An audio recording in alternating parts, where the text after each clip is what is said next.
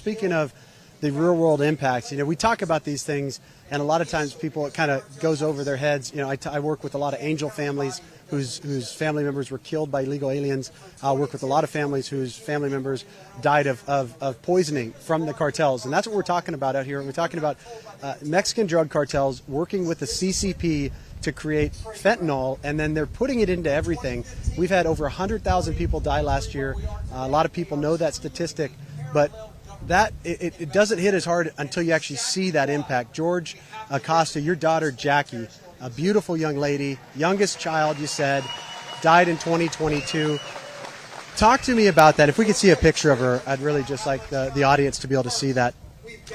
Yeah, Ben, my daughter was 19 years old, and I came from Chicago today because this gathering, this event is making people aware of things that actually happen in real life to my daughter. She took a pill that she thought was Xanax, and it was laced with fentanyl, and it just took one pill to kill her. My wife found her, in her bed at 10 o'clock the next morning, and she was cold and dead.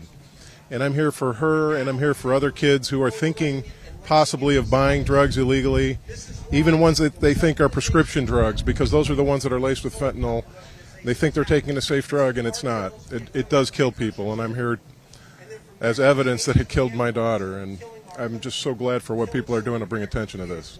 You think about what's happening coming out of Washington, D.C. We just did one of our specials on Law and Border on the permanent separation, and we split it between angel families and fentanyl. The story of Chase, who same thing, young man, had his whole life ahead of him and got one fentanyl pill that was laced, died. Grandparents found him, and it's just the most horrific thing you can imagine. And rather than doing something to stop it, what's coming out of Washington, D.C. is making it worse. I mean, I can't imagine as a father how you watch that going on and you think about this government that's supposed to represent the citizens of the people. What do you... Yeah, I mean, I obviously don't want to make this into from my end, from a big political thing, but it's common sense. If we have young kids dying from this coming through the southern border, and we have people being sex trafficked, kids being sex trafficked, it just makes common sense. You can be a Democrat, you can be a Republican, whatever. We need to put a stop to that. Why is it open?